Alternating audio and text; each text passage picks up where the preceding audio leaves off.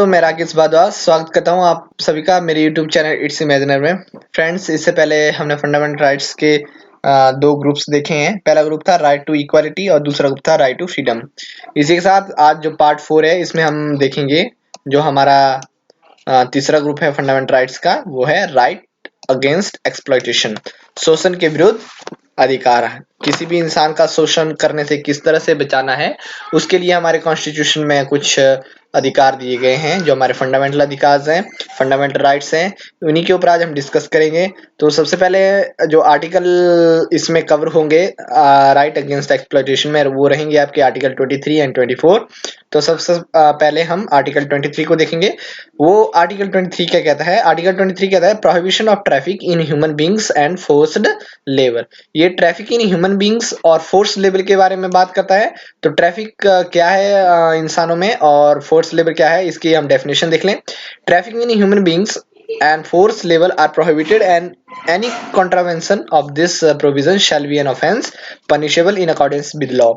कहने का मतलब यह है कि ट्रैफिक जो ह्यूमन बींग्स में जो ट्रैफिक है और जो फोर्स लेबर है वो प्रोहिबिटेड की गई है हमारे कॉन्स्टिट्यूशन के अकॉर्डिंग।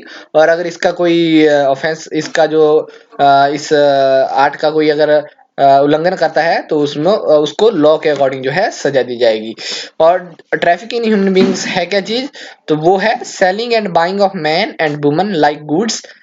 किसी भी मैन, यहाँ पे ध्यान दीजिए, किसी भी मैन या वुमन का, ठीक है, आप सामान की तरह उसको ना बेच सकते हैं ना उसको खरीद सकते हैं, ठीक है। वही आपकी ट्रैफिक इन ह्यूमन बींग्स कहलाती है, ठीक है। और दूसरी जो इसमें बात कवर करी गई है वो है immoral traffic in women and children for immoral and immoral purposes. Immoral का मतलब अनैतिक, ठीक है, जिनको हम नैतिक नहीं मानते। किन्हीं अनैतिक कारणों के लिए किसी भी औरत का या किसी बच्चे का जो है ट्रैफिक करना, traffic means selling and buying करना, तो वो भी आपका ट्रैफिक इन ह्यूमन बींग्स में काउंट होगा, ठीक है। आगे बात करें, it is prohibited making a person to render services where he was lawfully entitled not to work और to service remuneration of services rendered by him, ठीक है।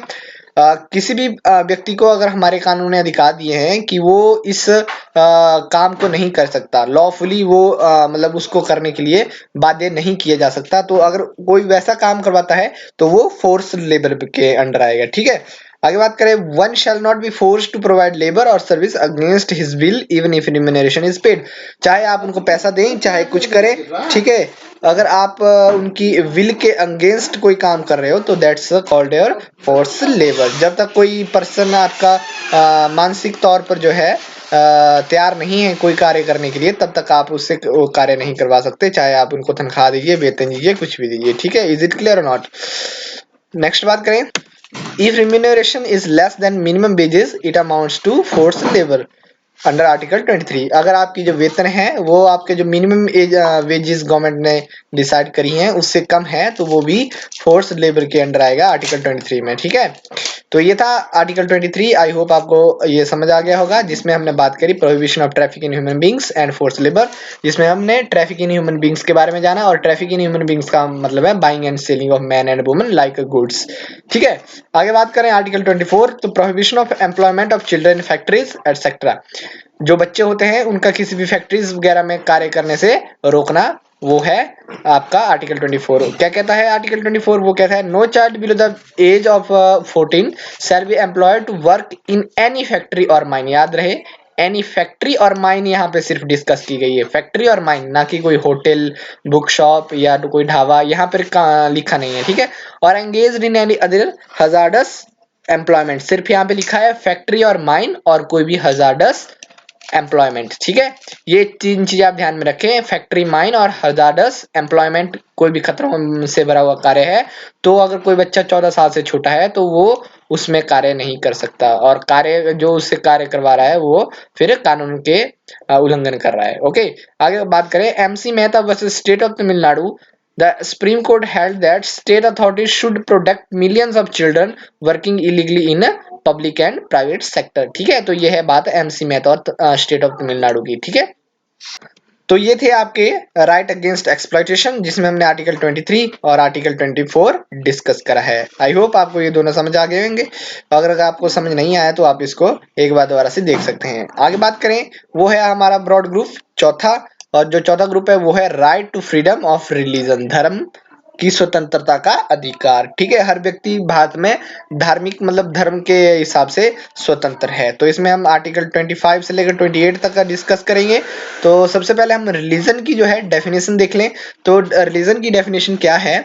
A religion has its basis in a system of beliefs or doctrine which are regarded by those who profess that religion as conducive to their spiritual well-being। इसका तात्पर्य हुआ कि ऐसा कोई beliefs या doctrine जिससे जो उस धर्म को मानता है या उन बिलीफ्स को मानता है उसको लगता है कि उसके स्पिरिचुअल वेलबींग के लिए सहायक है, उसको आप रिलीजन कहेंगे। ठीक है, क्या मतलब हुआ इसका? कि ऐसे कोई बिलीफ या डॉक्ट्रिन या कोई फिलॉसफी जिससे जो उस फिलॉसफी को मानता है या उस बिलीफ्स को, उन विचारों को मानने वाला है, उसको लगता है कि इन विचारों से, इस फिलॉसफी से उसका स्पिरिचुअल वेलबींग जो है अच्छी हो रही है, उसमें सहायक हैं ये उसके बिलीफ्स, तो वो आपका धर्म कहलाता है। ठीक है, तो इसमें सबसे पहले हम आर्टिकल 25 डिस्कस करेंगे। आर्टिकल 25 कहता है freedom of conscience and free profession practice and propagation of religion. ठीक है, फ्रीडम ऑफ प्रोफेशन पहली चीज हो गई, और दूसरी चीज है आपकी free profession practice and propagation of religion. हम यहाँ पे तीन चीजें देखेंगे। प्रोफेशन क्या हो गया, प्रैक्टिस क्या होता है, प्रोपेगेशन क्या होता है किसी रिलीजन की। ठीक है, सबसे पहले बात करें subject to public order, morality and health and to the other of this part, all persons are equally entitled to freedom of conscience and the right freely to profess, practice and to propagate religion। ठीक है, कहने का तात्पर्य है public order को देखते हुए, नैतिकता को देखते हुए और स्वास्थ्य को देखते हुए हर जो व्यक्ति हैं देश में वो फ्री हैं किसी भी धर्म को प्रोफेस करने के लिए, प्रैक्टिस करने के लिए और प्रोपेगेट करने के लिए। ठीक है, तो ये प्रोफेस, प्रोपेगेट और प्रैक्टिस क्या होता है इसके बारे में हम देखते हैं। तो मैं जैसे आपको बताया कि ये जो आर्टिकल है ये टू फोल्ड फ्रीडम देता है। जो पहला फ्रीडम है वो है फ्रीडम ऑफ कंसाइंस, और दूसरा जो फ्रीडम है वो है freedom of profess, practice and propagate. ठीक है, तो कंसाइंस का क्या तात्पर्य होता है? Absolute inner freedom of the citizen to mould his own relation with God in whatever manner he like. ठीक है, और प्रोफेस का क्या मतलब होता है? To declare freely and openly one's faith and belief. वो मतलब आसानी से कह सकता है, वो फ्री है कहने को कि मैं इस धर्म को मानता हूँ। ठीक है, प्रोफेस करता हूँ। Practice to perform the prescribed religion duties, rights and rituals and to exhibit his religious belief. तात्पर्य कि वो फ्री है कि जो जिसने उस व्यक्ति ने जो रिलीजन प्रोफेस किया है उसको, उसके जो रिचुअल्स होंगे, उसके जो रीति रिवाज होंगे वो उनको माने और उनको निभाए। ठीक है, जो उनकी ड्यूटीज होंगी उनको भी निभाए। ठीक है, उसका मतलब होता है प्रैक्टिस। और प्रोपेगेट का मतलब क्या होता है कि अगर आप किसी धर्म को मानते हैं तो विदाउट कोर्सन, कोर्सन मीन्स दबाव के, आप फ्री हैं कि अपने धर्म को पब्लिसाइज कर सकते हैं, अपने रिलीजियस पॉइंट्स को पब्लिसाइज कर सकते हैं for the edification of other.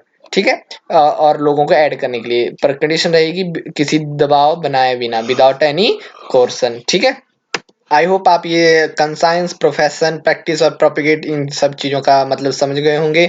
अब बात करें हम इस आर्टिकल के ऊपर रेस्ट्रिक्शन, तो रेस्ट्रिक्शन तो होंगी। ठीक है, और कब कब रेस्ट्रिक्शन होंगी? Religious liberty is subjected to public order, morality and health, for example in the name of religion.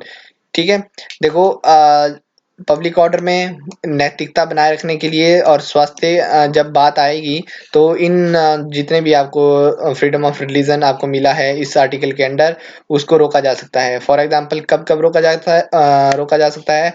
जैसे one can not practice untouchability. ठीक है, धर्म के नाम पर आप छुआछूत नहीं मान सकते, नहीं चला सकते। आप ऐसा नहीं कर सकते कि हिंदू धर्म है तो हिंदू धर्म में जो है अनटचेबिलिटी मानी जाती है। ठीक है, ये गलत होगा, तो तब आपके ऊपर रेस्ट्रिक्शन लग सकती है। ठीक है, there can not be indecent dressing, कोई भी इनडिसेंट ड्रेसिंग आप नहीं कर सकते धर्म के नाम पर कि हमारा धर्म इस तरह के, हमें कपड़े इस तरह की ड्रेस पहनने के लिए कहता है। ठीक है, one can not forcibly convert another person, धर्म के नाम पर आप किसी व्यक्ति को जबरदस्ती दूसरे धर्म में कन्वर्ट नहीं कर सकते।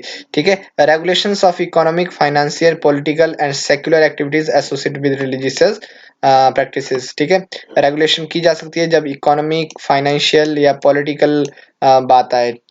आगे बात करें social welfare and social reform. जब सोशल वेलफेयर और सोशल रिफॉर्म की बात आए, सामाजिक कल्याण और सामाजिक में सुधार, समाज में सुधार करने की बात आए, तभी इस पर रेस्ट्रिक्शन लगाई जा सकती है। This clause declares that where there is a conflict between the need of social welfare and reform and religious practice, religion must yield। ठीक है, ये कहता है कि जब जब भी सोशल वेलफेयर या सोशल रिफॉर्म्स की बात आएगी, या सोशल वेलफेयर या सोशल रिफॉर्म्स और धर्म के बीच कन्फ्लिक्ट होंगे, तो धर्म में जो कमियां हैं उनको बदला जाएगा। ठीक है, ना कि उनको ऐसे ही छोड़ दिया जाएगा। रिलीजन मस्ट यील्ड मतलब धर्म में सुधार किए जाएंगे।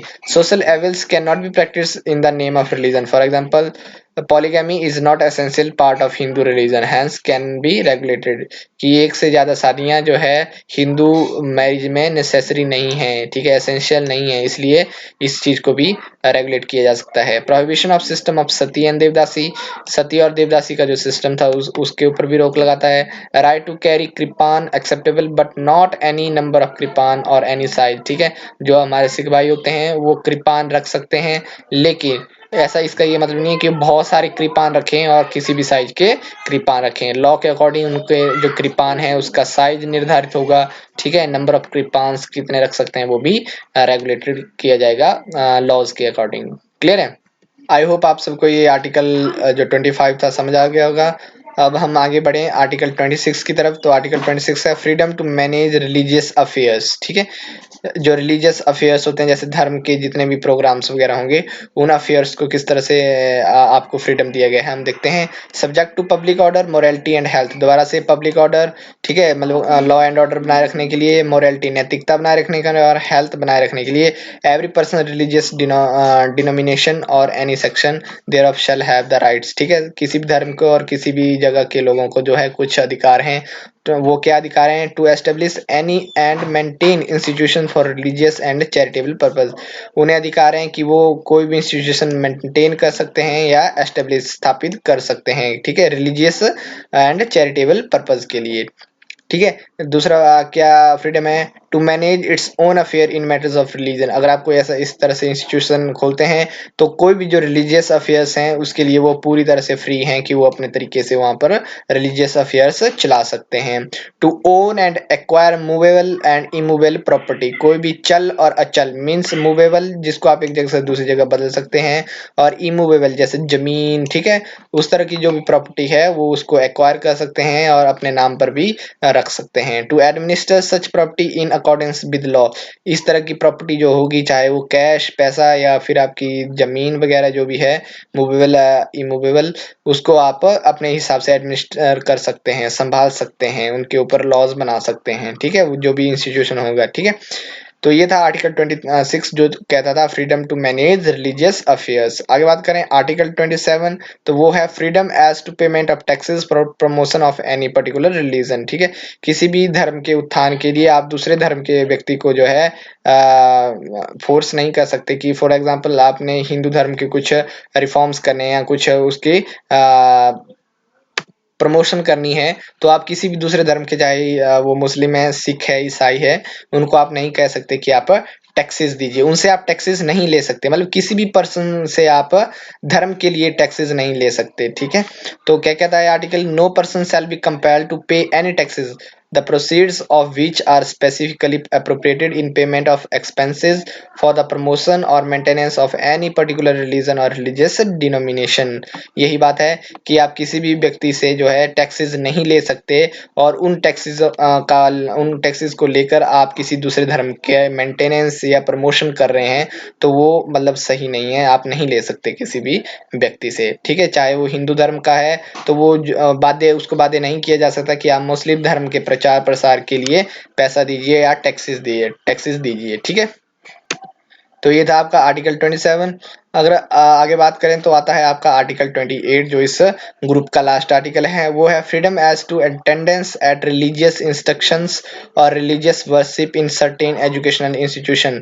जो आपके एजुकेशनल इंस्टीट्यूशन होते हैं वहां पर जो धार्मिक इंस्ट्रक्शन दी जाती है या पूजा अर्चना की जाती है, उसके ऊपर फ्रीडम है आपको कि आप वहां पर उसको ज्वाइन करिए या नहीं करिए। ठीक है, तो क्या कहता है ये आर्टिकल? ये कहता है no religious instruction shall be provided in any educational institution wholly maintain obtained out of the state funds।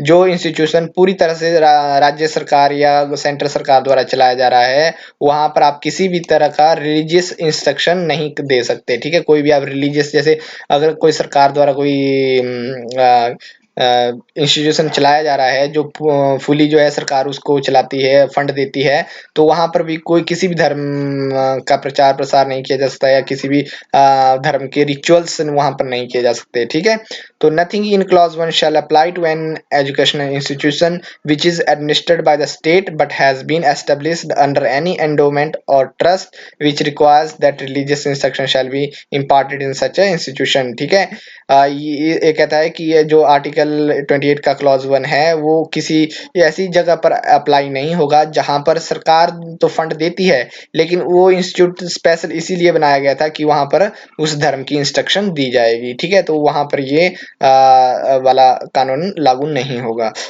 तीसरी बात देखें तो no person attending in any educational institution recognised by the state और receiving aid out of state funds shall be required to make part in any religious instruction that may be imparted in such institution or in any premises attached thereto unless such person or if such person is minor his guardian he is given this his consent thereto।